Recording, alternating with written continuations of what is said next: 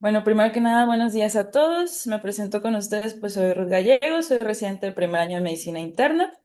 Al día de hoy para presentarles lo que es la revisión bibliográfica. Vamos a hablar sobre el siguiente artículo, que es el de terapia anticoagulante temprana versus tardía en EBCs con fibrilación auricular. Antes que nada, pues quiero agradecer a mis asesores, que fueron el doctor Andrés de la Torre Quiroga, médico externo, y a los doctores Daniel Valderrama Macías, R4 de Medicina Interna, y al doctor David García Casas, R3 de Medicina Interna. Y pues bueno, vamos empezando.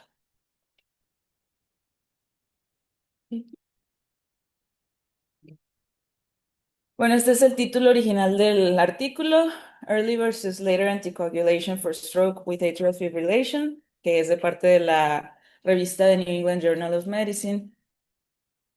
Aquí tenemos datos acerca de la publicación. Pues como ya les comenté el título oficial, la revista, este artículo pertenece al volumen 388, número 26, con un factor de impacto de 78.5. Fue publicado el 29 de julio de 2023 y pues ahí está el DOI. Este estudio también se conoce como ELAN, que pues son estas siglas, ¿verdad? En cuanto al autor, pues el autor principal es el doctor Urs Fischer. Él es director y jefe del Departamento de Neurología del Hospital Universitario en Berna, Suiza. Él cuenta con una maestría en ciencias por investigación en neurología clínica en la Universidad de Investigación para la Prevención del Accidente Cerebrovascular de Oxford. Él ha participado en más de 656 publicaciones y participó en los estudios Swift Direct, que forman parte de The Lancet, el LAN, que es el que vamos a ver hoy, que forma de parte de...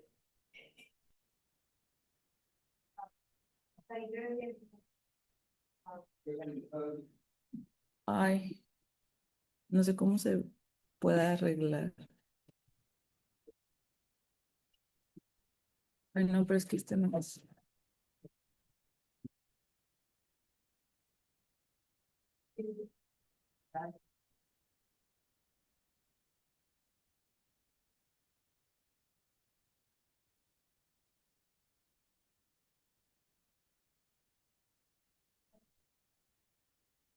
A ver, voy a arreglar unos problemas técnicos. A ver,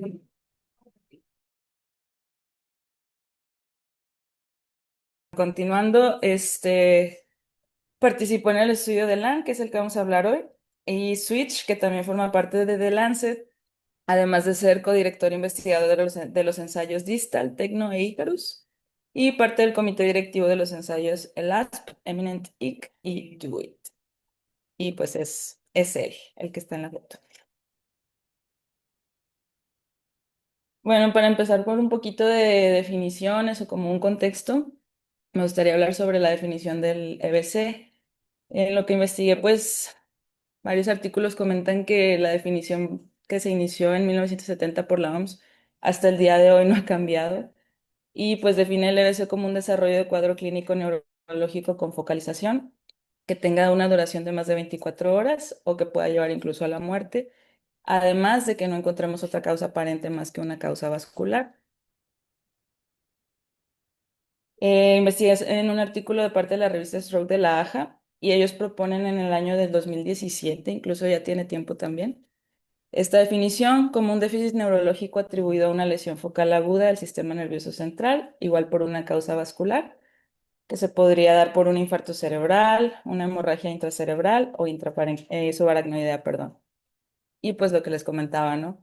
Que a pesar de que el EBC tiene un impacto global muy grande, que afecta la vida de muchas personas, actualmente pues no se define de una forma constante el EBC en la práctica clínica o incluso en las investigaciones.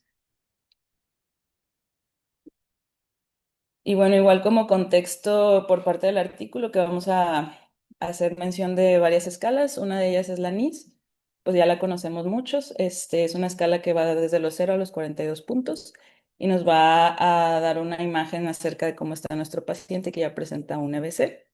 Y ahí la verdad es que no me voy a poner a leer cada uno de los puntos, pero pues evalúa varias cosas y nos da una idea de cómo se encuentra el paciente que está cursando con el EBC. También hace referencia a lo que es la escala de ranking modificada. Estaba desde los 0 hasta los 6 puntos y nos ayuda a visualizar la discapacidad que pueda llegar a presentar un paciente posterior a su EBC. Y bueno, cuando hablamos del contexto de EBC, también es importante hacer énfasis en que todos los pacientes deben realizarse un estudio de imagen de emergencia antes de iniciar cualquier manejo terapéutico. Esto pues para clasificar el EBC, ¿no? En el contexto clínico en el que estamos. Las guías actualmente mencionan como estudios de imagen relevantes lo que es la TAC simple o una resonancia magnética. Y bueno, aquí está la evidencia de las guías de stroke también. ¿Y de qué nos va a servir esto? Pues para poder también tomar decisiones clínicas en cuanto al tratamiento, ¿verdad? Y bueno, ahora conjuntándolo con lo que es la fibrilación auricular. La fibrilación auricular es la arritmia cardíaca más común y es importante saber esto en el contexto de un EBC, ya que el EBC, un accidente isquémico transitorio, puede ser la primera manifestación clínica de una fibrilación auricular. Cuando los pacientes presentan fibrilación auricular, incrementa el riesgo de EBC y de tromboembolismo. Igual se menciona que el 25% de los EBCs en pacientes mayores de 80 años pues surgen de una fibrilación auricular. Y pues el padecer fibrilación auricular también va a incrementar lo que es la morbilidad y mortalidad y va a presentar un riesgo de recurrencias del EBC en los primeros 30 días. Y bueno, en el contexto de estos pacientes que tienen diagnóstico de fibrilación auricular y que están cursando con un EBC, si sospechamos que cursan con un EBC, siempre se recomienda realizar un electrocardiograma como un screening para la fibrilación auricular. En las guías también hablan sobre un metaanálisis que se hizo en el año 2014 que encuentra que la proporción de pacientes que se diagnosticaron con fibrilación auricular posterior a un EBC con ayuda de un electrocardiograma fue de hasta el 7.7%. Y pues aquí está igualmente la evidencia de las guías.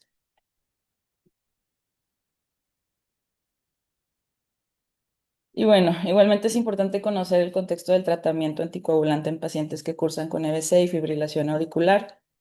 Actualmente, pues los estudios únicamente han aprobado 4 anticoagulantes orales que incluyen el apixaban, el rivaroxaban y el edoxaban, que son actúan en el factor 10 activado y el dabigatran.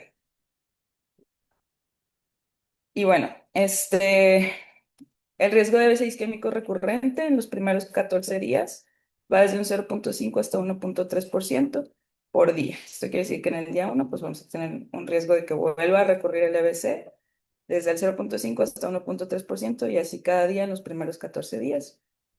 Y pues es importante también saber que pues los AVCs pueden transformarse, isquémicos pueden transformarse hemorrágicos. Sin embargo, pues se dice que esto va a variar considerablemente. La guía de stroke de la AJA reconocía que pues en los estudios que se han realizado, en este que comenta aquí, pues hubo un grupo que recibió trombolíticos y si se fijan, pues comenta que la tasa fue desde el 6 hasta el 21%, entonces sí es como que un rango grande. Y pues en el grupo que recibió placebo, la tasa iba desde el 1 al 7%. Entonces, pues ahí está el dato nada más. Bueno, y ahora tomando en cuenta todo este contexto, podríamos asumir o llegar a la conclusión de que a veces con una mayor zona de infarto van a tener un mayor riesgo de transformación hemorrágico. Y pues hay que considerar que un sangrado más grave a lo mejor nos va a querer tomar en cuenta que debemos iniciar una anticoagulación de forma más temprana. Pues sin embargo, las guías actualmente recomiendan retrasar el inicio de la anticoagulación hasta 14 días después del inicio del EBC. Y bueno, ahora sí, la terapia anticoagulante, pues es importante saber que nos va a prevenir EBC y recurrencias en pacientes con fibrilación auricular, pero pues además nos puede poner en riesgo de distintas complicaciones como lo son sangrados, hemorragia intracraneal. Entonces aquí pues hay que empezar a nivelar, ¿verdad? Riesgo-beneficio. Y pues los guías comentan lo mismo, de que dependiendo del caso, ¿verdad? Lo ideal pues es iniciar en temprano o tardío, dependiendo de lo que estemos hablando. Comenta aquí que la evidencia no es muy clara ni muy segura, si se fijan pues es 2B. Y dice que pacientes con bajo riesgo de hemorragia pues se puede iniciar la terapia anticoagulante desde los 2 hasta los 14 días después del evento agudo. Y en pacientes con riesgo, perdón, un poquito más alto, pues se inicia después de los 14 días, que es lo que les comentaba, ¿no? De que actualmente las guías establecen el inicio de terapia anticoagulante de forma más tardía, pero pues igual si se fijan la evidencia es 2B y 2A. Y bueno, hablando ahora sí un poquito de otro tema, lo que es la del accidente isquémico transitorio, es incluso lo contrario. Las guías establecen que pues actualmente hay un riesgo relativamente bajo de que se transforme hacia una hemorragia y pues el riesgo de sufrir, perdón, un EBC recurrente es mayor. Entonces se sugiere en este tipo de casos pues un inicio más temprano en comparación con un EBC que sugieren un inicio más tardío. Y pues actualmente pues lo que les digo, o sea... Riesgo-beneficio, no. Riesgo de las hemorragias, beneficio de la prevención de recurrencia de EBC isquémica. El día de hoy se reconoce que los anticoagulantes orales tienen efectividad igual que los antagonistas de la vitamina K. Y pues nos hace esta pregunta, ¿no? O sea, ¿qué nos conviene más en casos de EBC? Tomar como más el inicio temprano a expensas de a ponernos en riesgo en cuanto a una hemorragia o el inicio tardío a ponernos en riesgo de expensas de una recurrencia, ¿no? Y pues actualmente las guías nos recomiendan otra vez lo que es el inicio tardío y hacen también referencia a lo que es la regla del día 1, 3, 6 y 12. ¿A qué nos referimos con esto? Pues que dependiendo si es un riesgo bajo, se puede iniciar incluso desde el primer día la terapia anticoagulante. Riesgo muy bajo, riesgo bajo el día 3, riesgo moderado día 6 y riesgo alto pues ya del día 12 en adelante. Sin embargo, pues igualmente concluyen que hay que individualizar dependiendo de cada caso y no son muy específicas las guías, no hay una evidencia contundente o absoluta. Y pues esto nos lleva al planteamiento del problema, ¿no? Pues de qué nos sirve conocer estos datos, de qué nos sirve hablar sobre BC y fibrilación auricular. Pues la prevalencia de fibrilación auricular en el mundo en 2020 fue estimado a 50 millones de personas, ¿no? Esto nos va a llevar pues a un costo elevado en el sector salud. Obviamente este tipo de enfermedades tienen un costo y tienen pues esta influencia. Y comentaba también la guía de la fibrilación auricular que la prevalencia en los Estados Unidos fue en 2010 de 1,2 millones y se estima que para el 2030 la prevalencia va a ser de hasta 2,6 millones. Entonces pues si se fijan hasta el doble. También es importante considerar la fibrilación auricular porque va a traer consigo muchas complicaciones. Como ya hablamos, pues una de ellas es el EBC. Además de esto, puede traer complicaciones como lo es la muerte, demencia y infarto del miocardio e incluso muerte súbita cardíaca. Y bueno, en cuanto al EBC, pues representa la segunda causa de muerte en todo el mundo y en la mayoría de los países occidentales es la tercera causa de muerte. Es importante también saber que pues es la principal causa de discapacidad entre las personas adultas, ¿no? Entonces esto implica que debemos conocer esta enfermedad y saber cómo tratarla, igualmente en contexto de la fibrilación auricular, pues porque afecta a gente en edad productiva. Y 795,000 individuos sufren de un EBC cada año en los Estados Unidos, de los cuales el 87% son isquémicos e incluso 185,000 veces se vuelven recurrentes, ¿no? Entonces, igual, pues es importante saber cuándo iniciar estas terapias anticoagulantes para prevenir sus recurrencias. Y bueno, ahora sí, hablando sobre la justificación del estudio. Bueno, igual antes de pasar a esto, me gustaría comentar que en cuanto al artículo, ellos no mencionan el planteamiento del problema, como que lo dan así como que por sentado que conocemos este tipo de datos.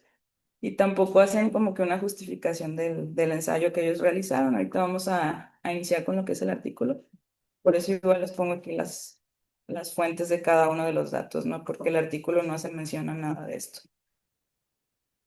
Y bueno, ahora sí, continuando con la justificación. Bueno, pues en pacientes con accidente cerebrovascular isquémico o incluso con accidente isquémico transitorio, un diagnóstico adecuado de fibrilación auricular pues previene las recurrencias, ya que ni podemos iniciar adecuadamente el tratamiento de anticoagulación oral a largo plazo y pues disminuye la formación de trombos a nivel sistémico, ¿no? Que en nuestro artículo que vamos a revisar pues también considera como un objetivo a valorar. pues la formación de trombos. Además de que pues la anticoagulación reduce el riesgo de accidente cerebrovascular, embolia sistémica y pues lo que igual, otra vez, costa de aumento de sangrado. Lo que les decía antes también, no existe incertidumbre acerca de cuándo iniciar. No hay un momento establecido específico sobre cuándo debemos iniciar la terapia anticoagulante después de que los pacientes presentan un accidente cerebrovascular agudo, pero pues es importante iniciarla porque pues podemos prevenir recurrencias. Y pues igual, lo mismo, ¿no? Pueden llevarnos a una complicación como lo es la hemorragia. Y pues actualmente las organizaciones europea y americana no recomiendan el uso de anticoagulación en el periodo hiperagudo, pero tampoco dan un momento óptimo, ¿no? No nos dicen exactamente cuándo debemos iniciar.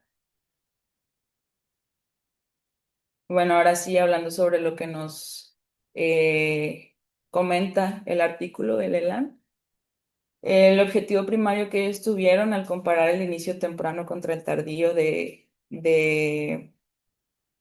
uso de los DOACs o de los anticoagulantes orales, pues fue ver si había alguna eficacia y seguridad al iniciarlos de una forma más temprana a lo que actualmente establecen las guías, ¿no? Igualmente en el contexto de pacientes que tienen un EBC isquémico agudo con fibrilación auricular. La metodología que ellos utilizaron, bueno, pues este ensayo fue un ensayo clínico aleatorizado, fue multicéntrico internacional de 2 brazos, en donde pues los asesores se encontraban cegados y pues igualmente obtuvimos datos para esta presentación del protocolo del ensayo.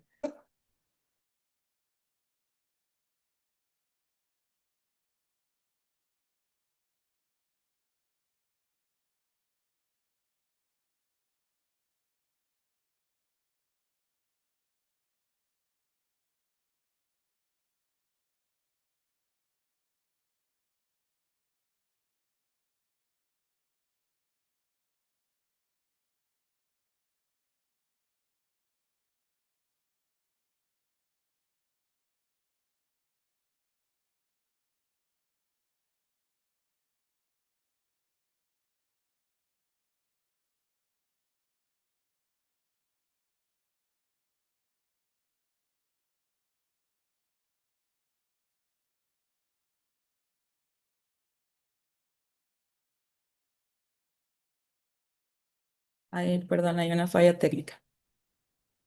Pues sí, incluyó pacientes con fibrilación auricular de tipo permanente, persistente o paroxística que se diagnosticaran durante la hospitalización de su evento vascular cerebral.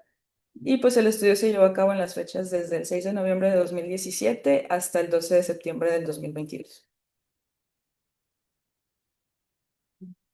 Fue financiado por la Fundación Nacional Suiza y otros organismos sin participación de la industria.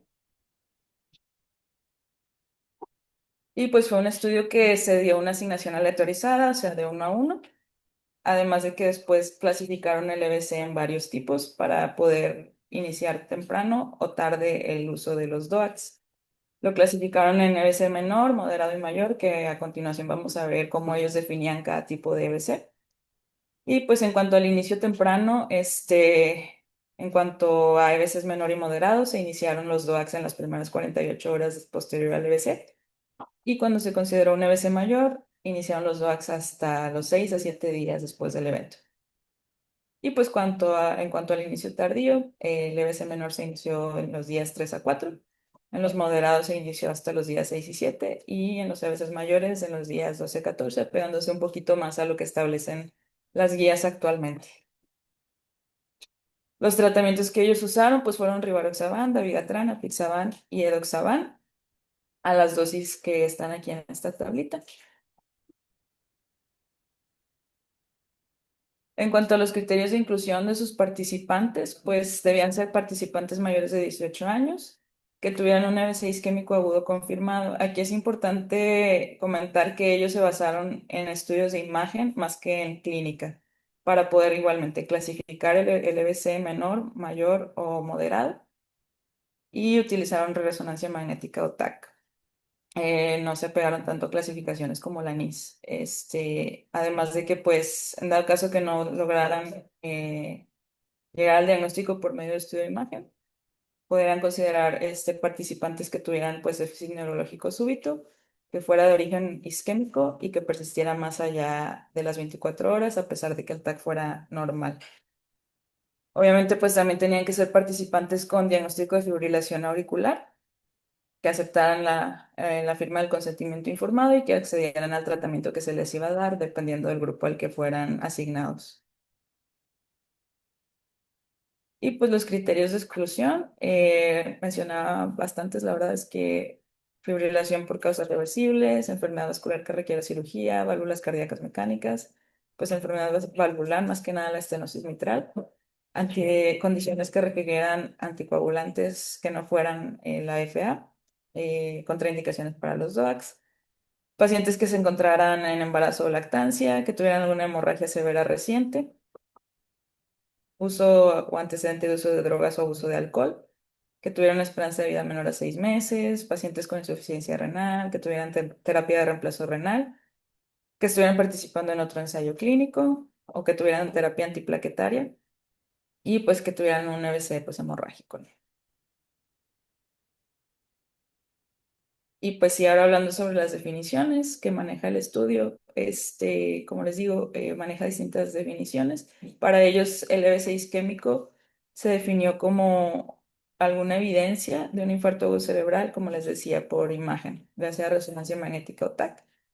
En dado caso que no se evidenciara el EBC por medio de imagen, consideraba un diagnóstico clínico que, pues ya lo comentamos, ¿no? Una focalización neurológica que presentara síntomas que duraran más de 24 horas y que al realizar algún estudio nos pudiera excluir alguna otra causa, pues que no fuera por, o sea, que nos descartar otras causas antes del EBC, ¿no? Y a partir de aquí lo subclasificaron en menor, moderado y mayor. Bueno, el EB6 isquémico menor para ellos fue un infarto de un área igual o menor a 1,5 centímetros, aquí independientemente del área. El moderado aquí consideraba más la zona anatómica, cuando afectaba alguna rama cortical superficial, ya sea las arterias cerebral anterior, media o posterior. Y el EB6 isquémico mayor para ellos fue cuando fuera una zona afectada de más de 1,5 centímetros, igualmente en las arterias cerebral anterior, media o posterior, pero aquí pues también ya se añadían lo que es la cerebelar y la del tronco encefálico.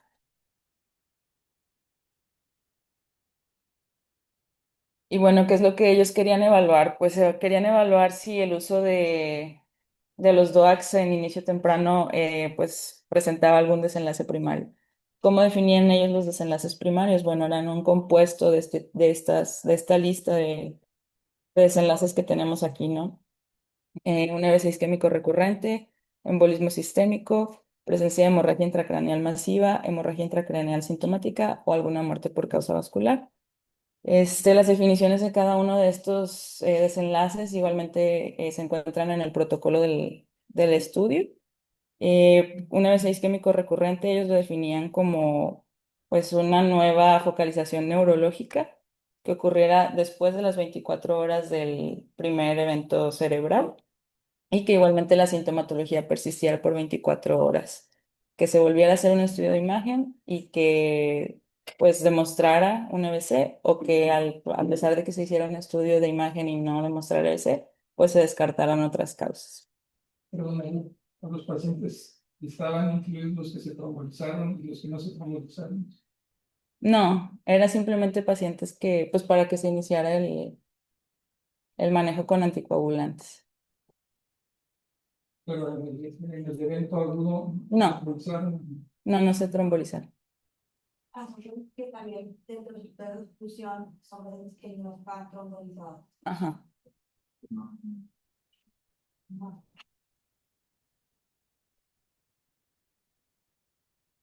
Bueno, y el embolismo sistémico pues se definió como una insuficiencia vascular abrupta que se asociara igualmente con evidencia de imagen radiológica donde hubiera una oclusión de alguna de las arterias, ¿no? Ya sea en una extremidad o en algún órgano, que no fuera el cerebro y que igualmente no hubiera algún otro mecanismo posible que lo estuviera causando. Por ejemplo, puede ser aterosclerosis o algún trauma. Después la hemorragia extracraneal masiva, este, ay, perdón, no. El embolismo sistémico lo definieron como, perdón, me equivoqué. Sí. La hemorragia masiva, pues fue una baja de la hemoglobina de 2 gramos por decilitro en las primeras 24 horas, o cuando necesitaban los pacientes una transfusión de 2 paquetes globulares, o sangrado de alguno de los órganos como la médula espinal, sangrado intraocular, sangrado del pericardio, articular o muscular, y que presentaran clínica. Y pues la hemorragia intracraneal sintomática se definió como una hemorragia subdural, epidural o subaracnoidea, que llevara a alguna clínica y algún empeoramiento de los pacientes durante su hospitalización. Y pues la muerte por causa vascular, pues una muerte. Y después tenemos los desenlaces secundarios, que aquí pues ya era uno por uno. Y además se añadió hemorragias no mayores, muertes por otras causas, algún resultado en el ranking que fuera de los 0 a los 2 puntos o de los 3 a los 6 puntos y algún cambio en la distribución de los puntajes de las.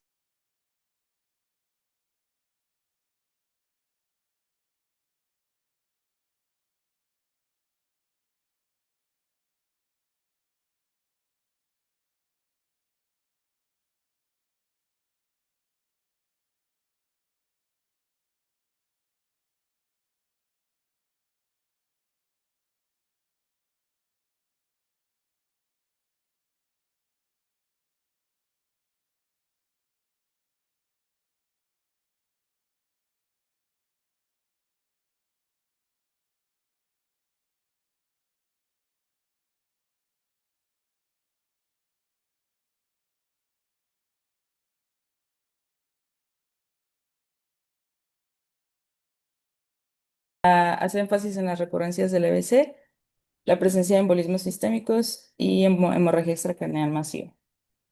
Igualmente, pues en los outcomes incluimos los secundarios que ya se comentaron también. Y bueno, en cuanto al análisis estadístico del ensayo, pues lo principal para ellos fue estimar qué efecto tenía la iniciación temprana en comparación con la tardía y además estudiar estimar el grado de precisión de estos estimados. Aquí igualmente hago énfasis en que ellos no trataban de probar alguna hipótesis, ellos no intentaban valorar superioridad contra inferioridad o no inferioridad. Decían que pues esto era más que nada datos cualitativos. Para el muestreo ellos se basaron en un índice de confianza de 95%, calculando que necesitarían al menos 1.802 participantes. Y ellos estimaron que habría un 5% de probabilidad de presentar un evento primario en el grupo de control, que era el grupo de los DOACs tardíos, y 4.5% de probabilidad de presentar un primary outcome en el grupo experimental, que era el de los DOACs más tempranos. Entonces, pues ellos se propusieron reclutar al menos 2.000 participantes. Ellos analizaron los datos por vía de regresión logística penalizada, igualmente basándose en intervalos de confianza de 95%, tomando en cuenta pues ya la razón de momios estimada y el error estándar. También tomaron en cuenta participantes que fallecieron por causas no vasculares, que clasificaron como faltantes. Y pues para que esto no influyera en los resultados del estudio, igualmente utilizaron estadística, fórmulas matemáticas. Se utilizó la imputación múltiple por cadenas de ecuaciones y tuvieron 50 bases de datos imputadas para que pues las muertes por causas no vasculares no afectaran. Y pues igual, o sea, eh, cuando hablamos en el caso de los secondary outcomes, o sea, los desenlaces secundarios, comentan también ellos que pues los intervalos de confianza, perdón, no fueron ajustados para la multiplicidad y que pues no debemos interpretarlos como pruebas de la hipótesis. Y bueno, pues los resultados, pues se hicieron, con lo que ya se había comentado, ¿no? Se hicieron screening en 103 centros de stroke en 15 países de Europa, Medio Oriente y Asia. Hubo un screening de 36.643 personas, de las cuales se eligieron 2.032 en el periodo de tiempo ya establecido. Y pues aquí está. Iniciaron con los 2.032 participantes, de los cuales 19 fueron excluidos. 5 pues porque posteriormente decidieron ya no dar su consentimiento. 13 pacientes fueron excluidos porque se encontraron en una clínica que no se adhería a las guías de práctica clínica y una persona pues fue aleatorizada doble vez por error. Entonces esto nos quedó con 2.013 personas que ya se incluyeron en la población muestra, de las cuales, como se comentó, pues fueron aleatorizadas uno a uno, lo cual nos da una muestra de 1.006 en pacientes que iban a pertenecer al grupo de tratamiento con DOAC temprano y 1.007 que iban a pertenecer al grupo de tratamiento con DOAC tardío. De estos que entraron al grupo temprano, 949 pues recibieron el tratamiento asignado, 8 no lo empezaron y 49 empezaron el tratamiento ya después de la ventana establecida. De los del tratamiento de DOAC más tardío, 935 sí recibieron su tratamiento, 16 no lo empezaron y pues 56 pacientes, perdón, lo iniciaron después de la ventana planeada. Y bueno, siguiendo con el brazo de los pacientes con DOAC temprano, de estos 24 murieron, 8 retiraron su consentimiento y uno se perdió en el seguimiento, lo cual nos dejó con 973 participantes que se incluyeron en el seguimiento o follow-up a los 30 días.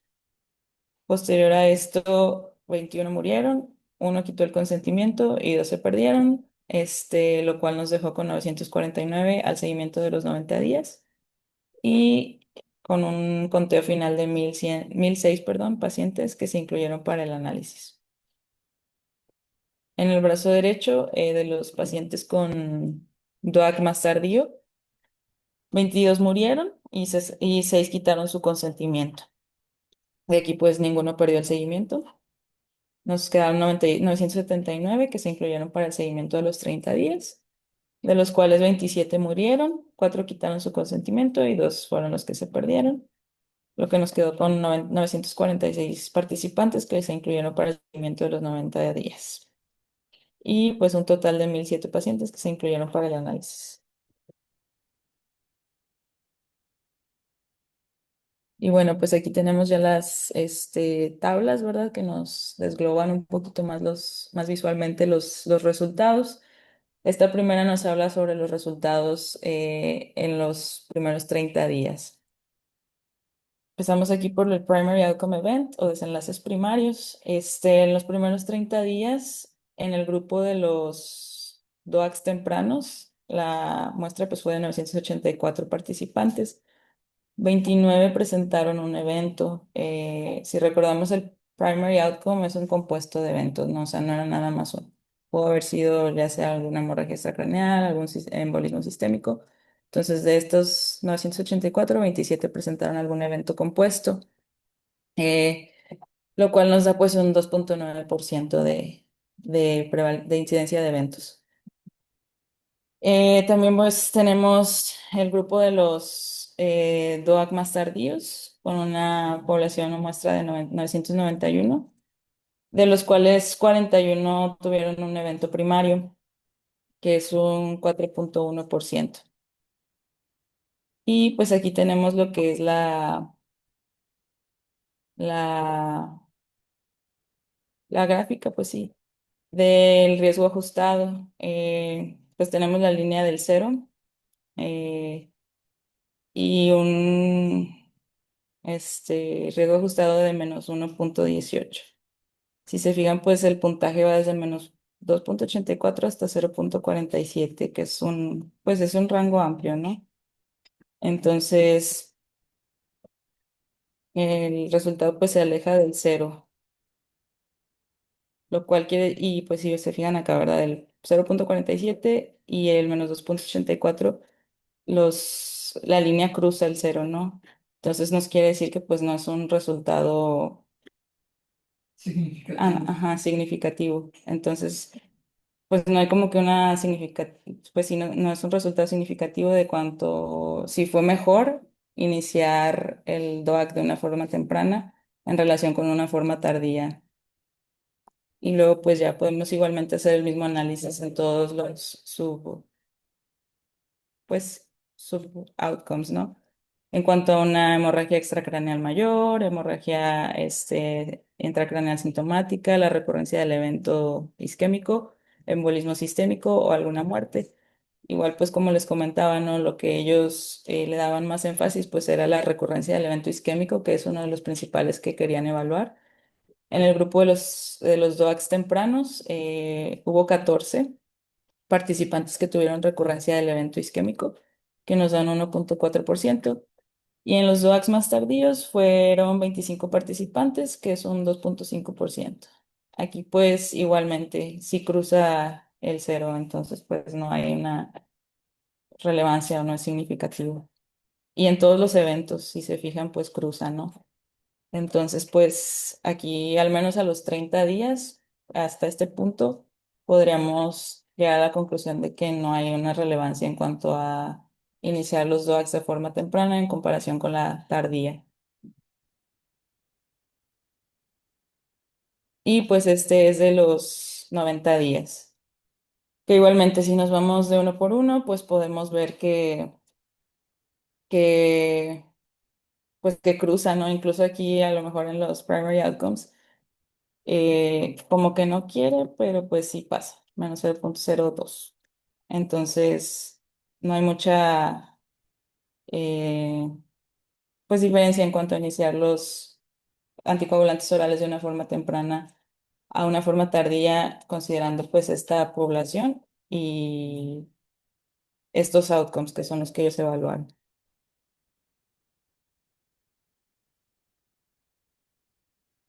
Bueno, pues ya eso es la descripción de la tabla que viene ahí en el artículo.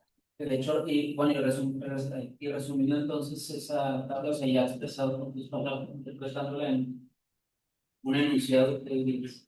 Pues eso, o sea que no se demostró ninguna relevancia o no es como que significativo iniciar los DOACs de una forma temprana en comparación con una tardía, al menos en lo que nos muestra este estudio, ¿no? O sea, no afecta, no demuestra tampoco algún beneficio, pues. De peso de grado. Aquí, pues es que como si cruza la línea del cero, pues no, o sea, es lo mismo.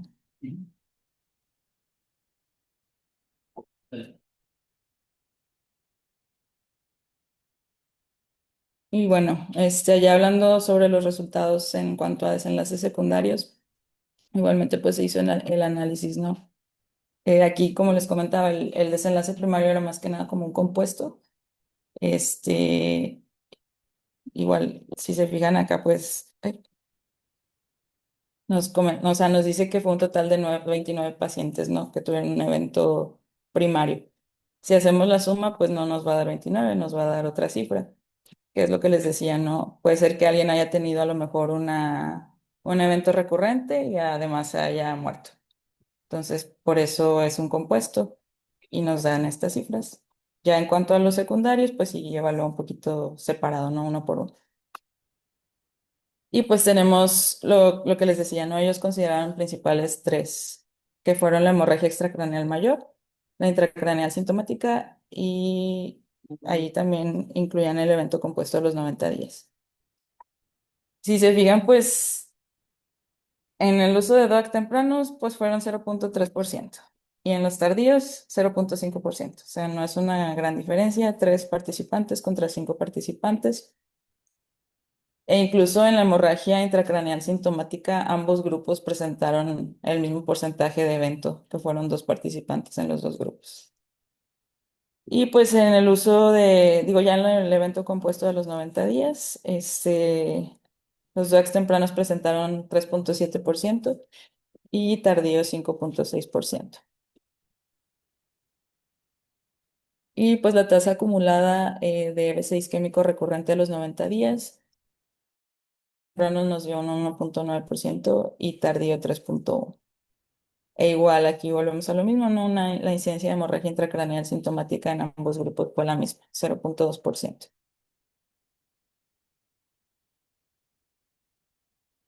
Y pues aquí viene esta tablita de los outcomes en cuanto al outcome primario, que como les digo es un compuesto, ¿no? A los 30 días, en el grupo de DOACs tempranos, fue de 29 participantes de los 1,006 que se analizaron y nos da un total del 2,9%. En el grupo de los DOACs tardíos, la muestra pues igual muy parecida, de 1,007, que de los cuales 41 participantes presentaron el evento primario y al hacer pues el análisis nos dio de 4,1%, ¿no? Aquí igualmente habla cada uno de los outcomes secundarios, ya un poquito más desglosado de uno por uno. Este, igual hace énfasis en lo que es el evento recurrente, que en el grupo de los DOACs primarios fueron 14 participantes que tuvieron un evento recurrente, que fue un 1,4%, y en los tardíos 25 participantes de 991, que nos da un 2,5%. Otro evento pues relevante fueron las muertes vasculares, que fueron 11 participantes de 984, y en el grupo de DAX tempranos y en el tardío fueron 10, muy similares igualmente. Y pues hemorragias no mayores, 30 participantes de 984 que nos da un 3%, y 27 participantes en el DOAX tardío, que nos da un 2,7%. Igual pues son muy, muy similares en ambos grupos, ¿no? Y pues los outcomes a los 90 días, que también pues desglosa cada uno de ellos. Igual hacemos pues énfasis en los que más se presentaron, ¿no? Que fueron la recurrencia del evento isquémico. A los 90 días fue de 18 participantes que nos dio un 1,9% en el grupo de DOAX temprano y 30 participantes en el grupo tardío, que nos da un 1%. La muerte por evento vascular, 17 participantes en el grupo de DOAX tempranos, que es un 1,8%, y 16 pacientes en el grupo de DOAX tardíos, 1,7%. Igualmente, hemorragias no mayores, 39 participantes, que nos dio un 4%, y en el grupo de DOAX tardíos, 41 participantes.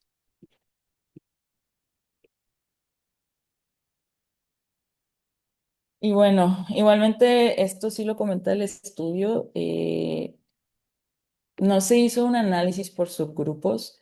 Ellos no buscaban tampoco analizar a tan a fondo. O sea, ellos simplemente buscaban ver si había algún tipo de desenlace, si se presentaban los desenlaces, y tampoco buscaban pues demostrar alguna hipótesis con el estudio que ellos hicieron. Entonces no se impulsaron a sí mismos a analizar por subgrupos y hacer un poco más de análisis estadístico. El protocolo igualmente sí lo comenta, el ensayo en sí no, el que publicaron no lo comenta, el protocolo sí lo comenta, pero igualmente hace énfasis en que no hubo corrección para lo que fueron los intervalos de confianza y pues no es posible como que aplicar esto de una forma confiable. Igual aquí el protocolo nos analiza por subgrupos, pero pues vuelvo, o sea, no era el objetivo de ellos y tampoco hay que tomarlo como que hechos. El análisis por subgrupos que ellos pues nos muestran en su protocolo fue por el NIS, por la edad y por el infarto, el tamaño del infarto. Que igualmente pues a mí me llama la atención que ellos hacen el esfuerzo de definir los infartos en el estudio, si fueron menores, moderados o mayores, y pues no, al final de cuentas no lo comentan tan a fondo en la publicación en sí, ¿no? Además, pues también evaluaron por el sexo o género. Igual, pues yo se los quise aquí agregar por si era de interés de alguien, ¿verdad? Eh, igualmente, si se fijan, por ejemplo, en el NIS mayor a 10 pues podría haber un poco de relevancia, pero pues igual, ellos nos dicen, no se lo tomen como hechos. Que tratan de evaluar en lugar de links, lo ponen como en imagen, Ujú, es, pero lo reportan como modelados de grado, ujú. según imagen más que según la diferencia de los otros de esa definición que se lo y Sí. el ID. Ujú. ¿Puedes comentar lo que dijo Dani? Ah, sí. Sí, igual, de que ellos se basaron para el análisis del EBC en cuanto a estudios de imagen y no en el NIS. Que igualmente al final sí lo incluyen en las diapos, que comparan su estudio con otros estudios como fue el Optima y Timing, que sí utilizan un poquito más la escala NIS. Y pues este fue el análisis por subgrupos del protocolo a los 90 días. Bueno, la discusión que ellos hacen sobre el artículo.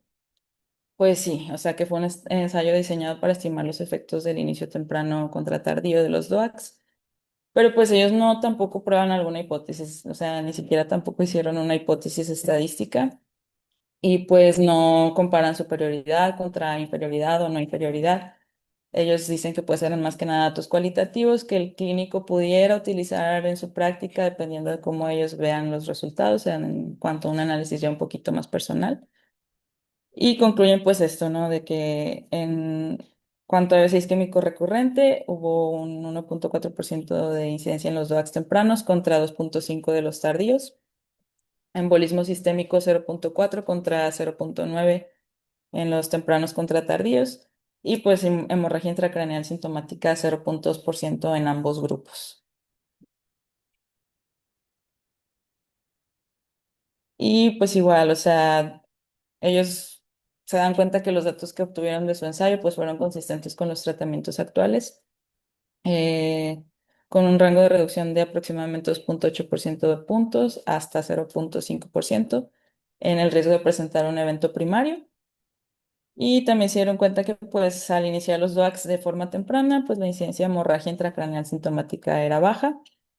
Igual, haciendo énfasis en que clasificaron los EBCs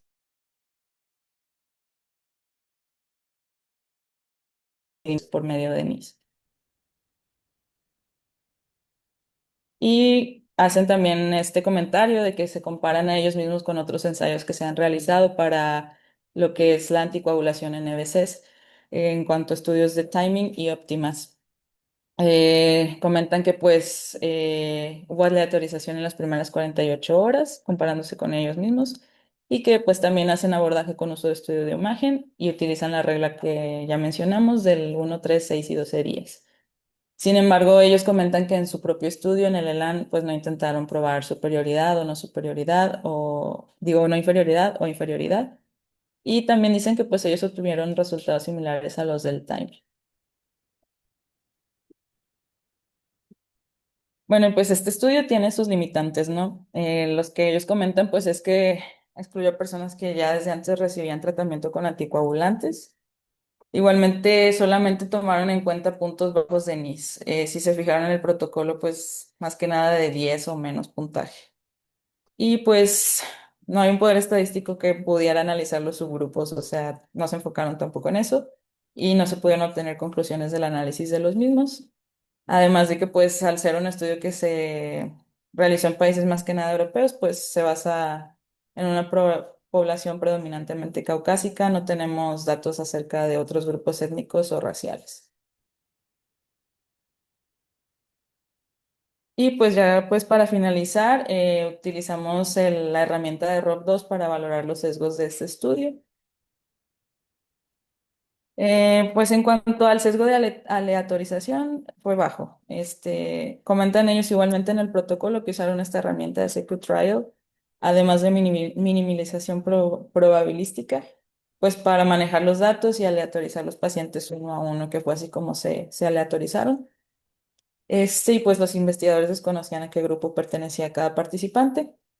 En cuanto al sesgo de reclutamiento, pues también con esta herramienta se demostró que fue un sesgo bajo, porque pues el estudio tenía bien definidos sus criterios y pues debían, sí comentaba en el protocolo que debían apegarse 100% a los criterios de inclusión y de exclusión para que fueran considerados como participantes. Además que el reclutamiento pues se hizo antes de la aleatorización. En cuanto a desviaciones de la intervención, pues también el sesgo fue bajo, no hubo desviaciones en la intervención. Desenlaces faltantes, pues también fue bajo. Si recuerdan, pues en cuanto a los pacientes que fallecieron, ellos tomaron en cuenta este dato y utilizaron bases de datos y estadística, pues para que no se viera sesgado el estudio. En cuanto a la medición de desenlaces, igualmente el sesgo se consideró como bajo según pues el algoritmo de ROB2. Utilizaron un método apropiado pues para medir los distintos desenlaces. Y pues la selección de los resultados reportados, pues también el sesgo fue bajo. Los resultados que ellos esperaban obtener coincidieron con lo que se obtuvo. Y pues igual, o sea, no se trató tampoco de probar alguna hipótesis en específico. Y pues bueno, ya tomando en cuenta todo lo que platicamos hoy, sobre todo pues el análisis de los resultados, ¿no? Pues me gustaría hacer esta pregunta, que si ustedes creen que los resultados influyen en nuestra práctica clínica diaria, ¿sí o no? Pues aunque no fue significativo, pues, o sea, sí había un poquito más de, o sea, reducción en efectos adversos, bueno, efectos outcomes, primary outcomes, ¿no?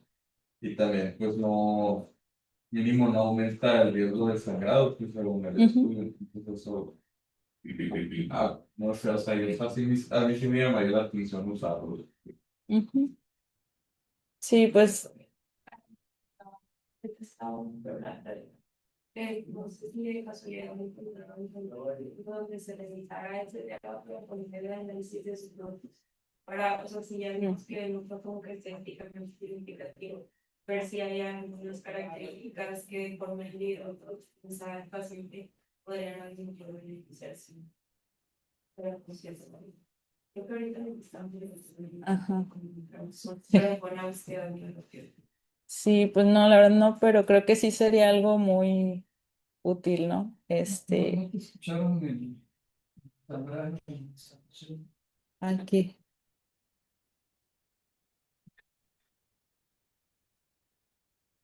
lo que dijo Sofi. Ah, ya. Sofi nos comenta que si encontramos algún ensayo o algún estudio que sí analizara los resultados o el uso de anticoagulantes tempranos contra tardíos por subgrupos. Y pues no, la verdad es que yo no encontré, pero creo que sí sería algo muy valioso por estudiar, ¿no? A lo mejor nos daría alguna pauta sobre si hay algún grupo que sí se beneficie de uso de anticoagulantes de una forma temprana. Y pues lo que tú comentas también, creo que es relevante considerar. Pero pues en general yo creo que al menos con esta muestra poblacional y con la forma en que se analizó, no, pues no representa algún cambio significativo, ¿no? Para nuestra práctica clínica. Y Dice, puede ujú, ser seguro, posiblemente seguro y eficaz, pero ya queda dentro de la práctica del médico si quisiera o no así es. iniciar el tratamiento para no, pero nada, no es estadísticamente significativo concluyente. Ujú. Sí, así es. Dani nos comenta que pues podemos concluir que es algo que pudiera ser seguro y eficaz, pero no es estadísticamente significativo en cuanto al tratamiento actual que tenemos y que pues ya queda a criterio de cada médico si deciden o no iniciar los anticoagulantes de una forma más temprana, lo que actualmente establecen las guías. Eh, Hola, buenos días, la doctora Sánchez. Me parece un tema sumamente relevante por lo que comentabas de que, pues si vemos la estadística en México y en el mundo, es la tercera causa de muerte, ¿verdad? Después de eventos cardíacos. Em, Preguntarte si dentro de los outcomes, que si bien no los midieron, la relevancia clínica y que valdría la pena, tú qué quisieras saber, ¿cuál es la importancia de que un paciente solo sobreviva o muera? Eh, Creo que lo importante para los clínicos es la discapacidad que pueden tener estos pacientes. Entonces, el que solo hayas medido en mayor importancia la mortalidad, que pareciera ahí no hacer diferencia. Em, Así como preguntaron si tú dentro de las cosas que nos comentaste al inicio, hace diferencia de alguna manera este inicio temprano tardío en la discapacidad que puede tener el paciente, porque pues puede ser exactamente igual de complejo para la familia del paciente sobrevivir y tener una discapacidad importante. Ese es uno. Lo otro, pues estos estudios son muy relevantes, pero aquí es donde probablemente nos pudiéramos ir a una revisión sistemática y ver si hay alguna diferencia, ¿no? Entonces, probablemente eso es lo que seguiría. No sé si se tenga planeado futuro revisarla. Gracias.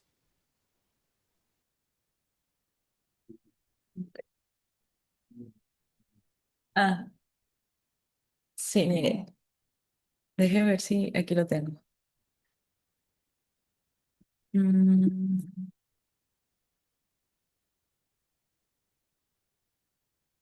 sí, y es que sí, o sea, estoy de acuerdo con usted porque los primary outcomes o desenlaces primarios no toman en cuenta el ranking, o sea, lo dejan para un desenlace como secundario. Eh, y si ellos pues nada más hacen como que el cálculo de la incidencia o prevalencia de algún, este, pues sí, de los participantes que tuvieron afección en base a la escala de ranking modificada, pero no hacen un análisis acerca de cómo esto pues influye en la calidad de vida del paciente, ¿verdad? Y estoy de acuerdo, creo que es importante tomar en cuenta eso porque pues a final de cuentas formaría parte del planteamiento del problema que igual ellos no hicieron en el ensayo, ¿no? El EBC no es nada más el momento agudo, sino también pues considerar las complicaciones o secuelas que trae consigo mismo el evento, ¿no? Entonces sí, creo que sería muy útil y muy valioso que se analice ese aspecto también.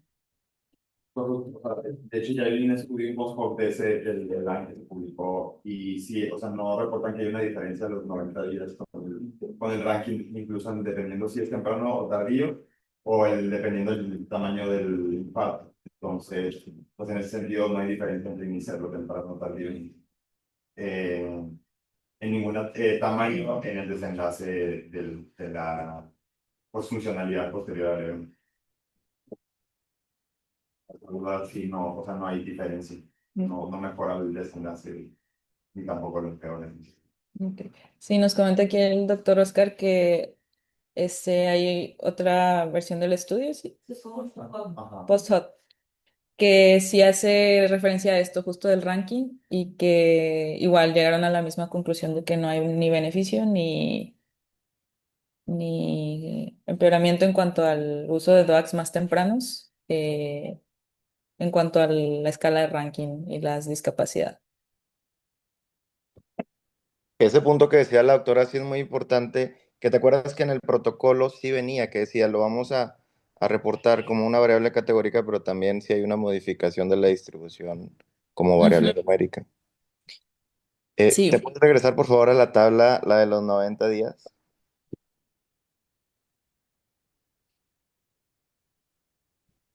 está.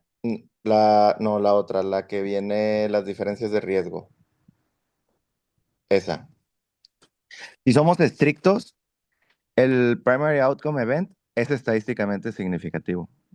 ¿Por qué? Porque va de -1, perdón, el intervalo de confianza va de -3.82 a -0.02. O sea, en este outcome no atraviesa el cero. Todos los demás, si se fija, sí son positivos, pero en este los dos son negativos. Entonces, a lo mejor es difícil verlo con la línea porque es 0.02, ¿verdad? Pero ese sí sería estadísticamente significativo. Ahora, yo no le doy tanto peso a ese compuesto que era lo que discutíamos. O sea, para mí la recurrencia del stroke sería como un desenlace de efectividad. ¿Por qué? Porque no quieres, si tú le das una anticoagulación para que no se vuelva, para que no recurra el stroke. Y la parte del sangrado lo tomaría como un desenlace de seguridad. Que no quiero que al momento de darle el tratamiento me sangre, ¿verdad? Y si se fijan ustedes aquí, si nos vamos desglosado, donde dice la recurrencia del stroke, ese intervalo de confianza está apenas tocando, o sea, apenas atravesando. La caja está muy a la izquierda, está en menos 1.29. Si se fijan en las diferencias de las proporciones, el grupo que les dieron terapia temprano, solo el 1.9% tuvo una recurrencia del stroke, mientras que el grupo que le dieron tratamiento tardío, 3.1. O sea, hubo una diferencia de 1.29%. ¿Ok? Mientras que en sangrados, si nos vamos ya sea al mayor o al sintomático, en el sintomático no hubo diferencia, es punto 2 y punto 2. ¿Ok?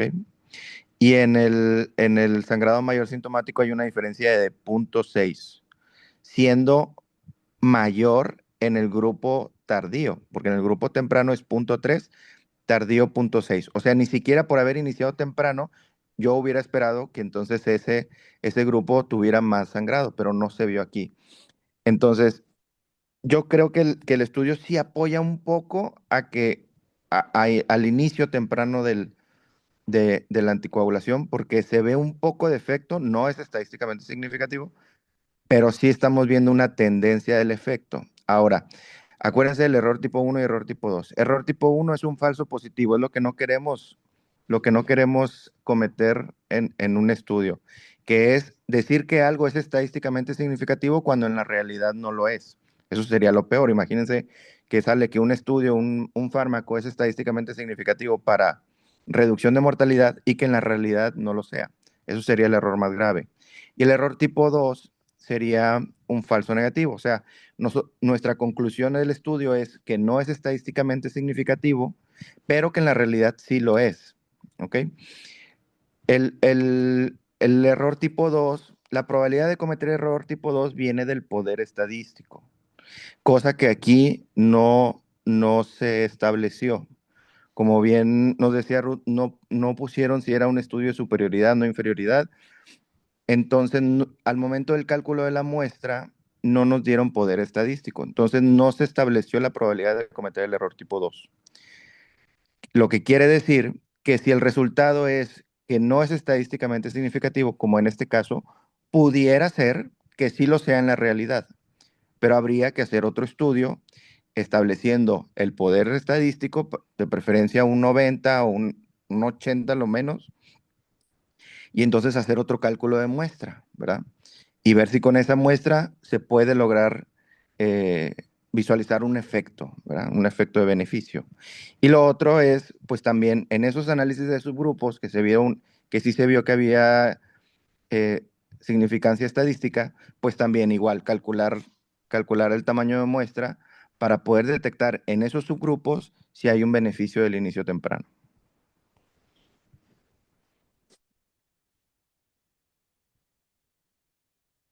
Muy bien, gracias, doctor.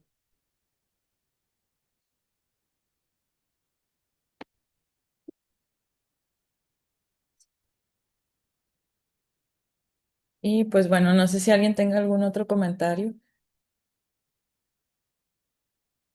Bueno, pues ya sería todo. Entonces damos por finalizada la sesión. Muchas gracias por su atención.